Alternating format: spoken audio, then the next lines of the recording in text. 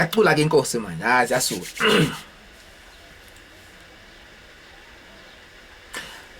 Iyazika, Inqanawe, Iyazika, Inqanawe, Iyazika, Inqanawe, Iyazika, Inqanawe, Nansi Iyazika, Inqanawe, Iyazika, Inqanawe. This is a beautiful song. It is sung in the isiXhosa language of South Africa. Which is mostly spoken in the Eastern Cape. The song means the Titanic is sinking. In other words, the Zuma Titanic is now sinking. If you like, the tsunami is going back to the sea where it came from. I thought about this song when I happened to see an article online. It's a magazine written, done or published online by AMSCO. And I'm trying to get it very quickly because my computer is not far from me. Very interesting. Yeah, article written by Leon Engelbrecht on the 2nd of August 2012 at 12:15. Defense Web is the name of the magazine online. The article talks about the most recent cabinet reshuffle, unexpected cabinet reshuffle by President Jacob Zuma. Let me read. The turmoil, now denied in the face of all evidence, at AMSCO cannot be good for the organization, the military, the defense industry, or the country. It has been reported for the last fortnight and has been on the rumor mill longer that then Minister of Defense and Military Veterans Affairs Lindiwe Sisulu sacked AMSCO Chairman Lieutenant General Moreti Mojo Motau, quote and unquote, having applied my mind to the functioning and operations of the current board of AMSCO, I have decided to appoint Miss R. Mokoena as chairperson of the AMSCO board with immediate effect, unquote. Sisulu was posted to another department in a cabinet reshuffle the next day. Next paragraph reads, Motau has reportedly refused to leave his position, on the face of it leaving AMSCO with 2 chairs. End of the reading. But I want to underline one line here. Motau has reportedly refused to leave the position.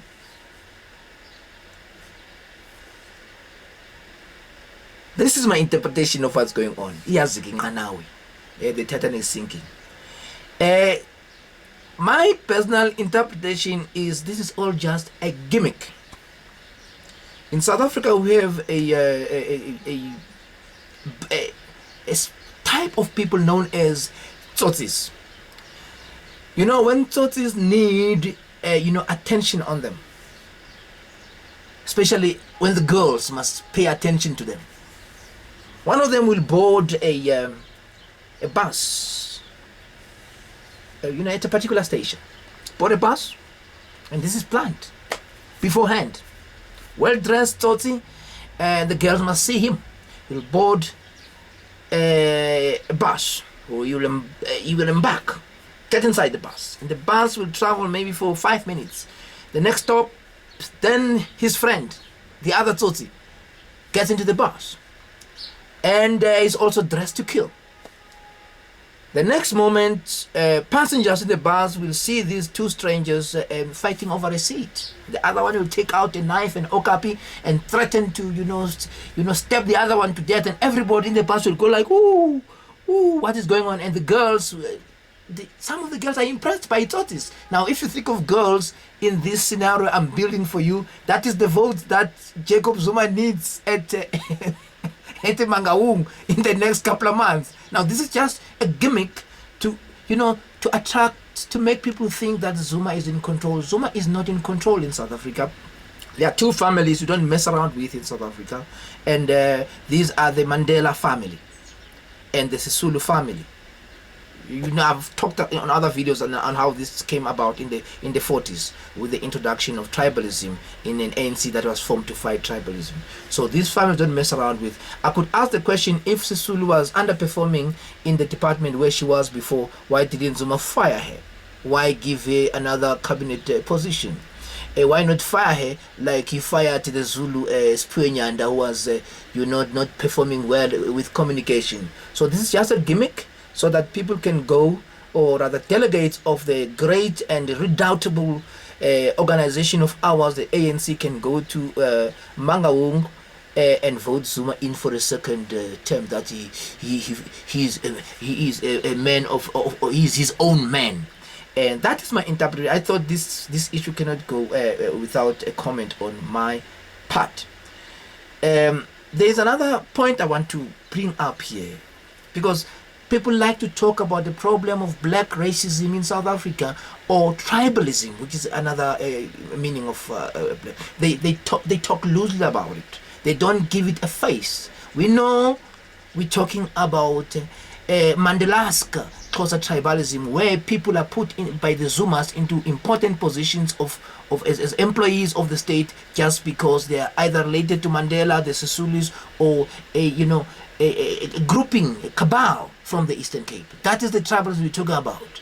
That is the black racism we're referring to. And I know there must be a lot of pain. The other day I talked a bit of isiXhosa. I talked to a lady who was Xhosa-speaking, and we're talking in isiXhosa, and she told me she's been living, she's been around here in Mamelodi for the past 10 years. She never saw anybody who talks Xhosa like I do.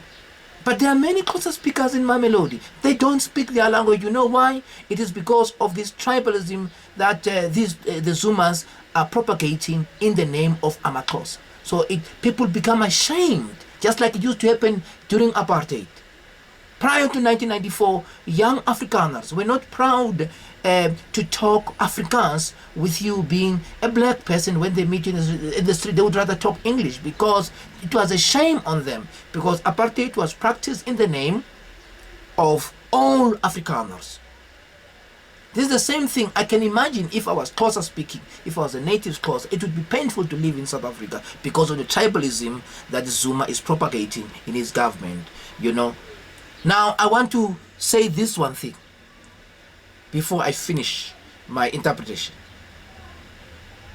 The first people, or the first delegates of the African National Congress, which I so support and I believe in, and I know they will kick Zuma out come Mangaung, those are the ones from the Eastern Cape, because they are sick and tired, our fellow countrymen and women of the Eastern Cape, to carry the sins of a few politicians, greedy politicians, who are using their name as AmaXhosa, and they are misusing that name so that they can stay in power forever with Zuma and the like they started in the past. That was my interpretation, but I think maybe I talked too much. Let me continue singing. Iyazika, Inqanawe, Iyazika, Inqanawe, Iyazika. Inqanawe Iyazika, Inqanawe ngoba Iyazika, Inqanawe Iyazika, Inqanawe ngoba Iyazika,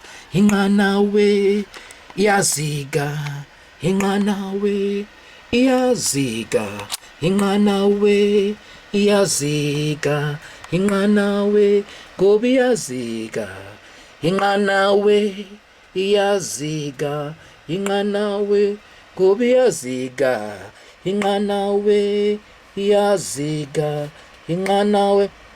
The face you see here is the face of one of the gimmick players.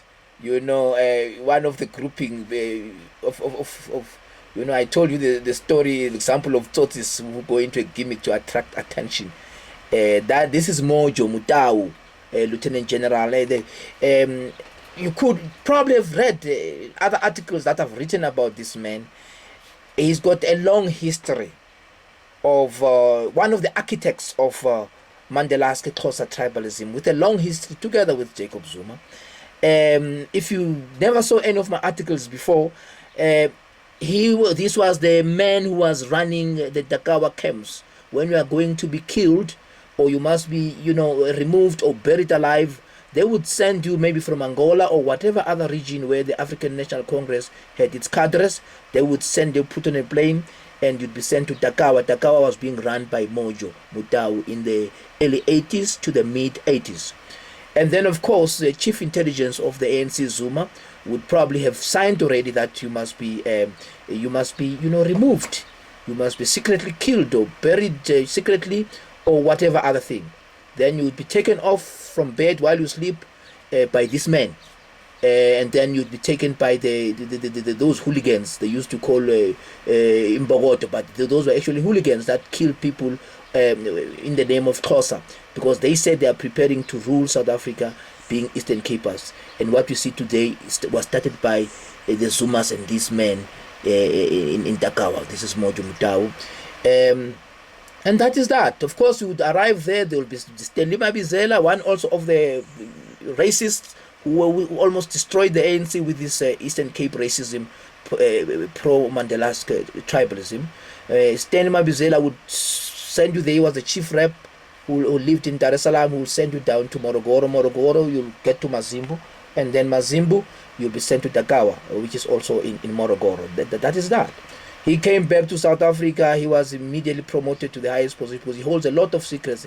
Between this man and Zuma, most secrets, the most horrendous of secrets, how people were being killed along tribal lines in exile exist. That is why these people even today go into gimmicks in order to get Zuma back. But Iyazika, Inqanawe, he came back, like I said, to South Africa. He was given an immediate high position, and personally, I doubt if he has got that caliber. He was a lieutenant general who was heading the division of intelligence of the South African National Defence Force, and when the Burema prepared everything in terms of bombing South Africa, I gave this man and his counterintelligence chief. He actually gave me the name of his counterintelligence general. I gave this man all the information, and they just slept on it. While I was busy collecting and giving them the information that the attacks were imminent, one of the people who were supposed to come for duty with me, collecting this information, went AWOL. He simply disappeared. In fact, I got information later he was sleeping with another officer's wife. He left his own wife at home and said, "I'm going to work." And because I was the superior officer, they were awaiting him. He, by the way, is a white fellow. I was awaiting him there at work as a superior officer, and he decided because blacks are supposed to be not good officers. He decided to just not arrive for work, and he went to sleep with another officer's wife. So I was waiting for him there alone. And the following morning, I confronted him, and after confronting that white fellow, he was also lieutenant colonel rank. Motau fired me in 2002 from a deputy director post because I dared confront a white fellow who was on AWOL and went to sleep with somebody else's wife. Motau fired me.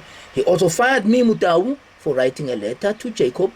To President Thabo Mbeki, explaining all this corruption that Motau was supervising on.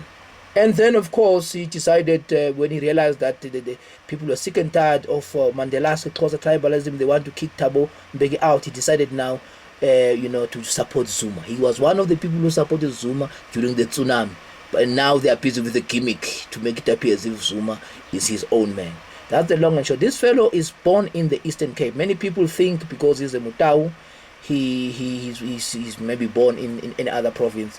I got this information from a very reliable source, a lieutenant colonel who worked with me there, a white gentleman. He said he knows even his father. He's from the Eastern Cape. So all these people, except Zuma, are from the Eastern Cape. The minister who was shifted from the department for so-called firing Motau has got links of the Eastern Cape. The father is Sisulu. The new minister who has swapped Also, it's got links there. And then Motau is born in the Eastern Cape. It's all about a gimmick. It's an old sort of gimmick, and I don't think delegates of the Great African National Congress will be fooled by this gimmick, not on the 100th anniversary of the ANC. Goodbye, Mr. Zuma. Iyazika, Inqanawe, Iyazika, Inqanawe, ngobi Iyazika, Inqanawe, Iyazika, le Inqanawe.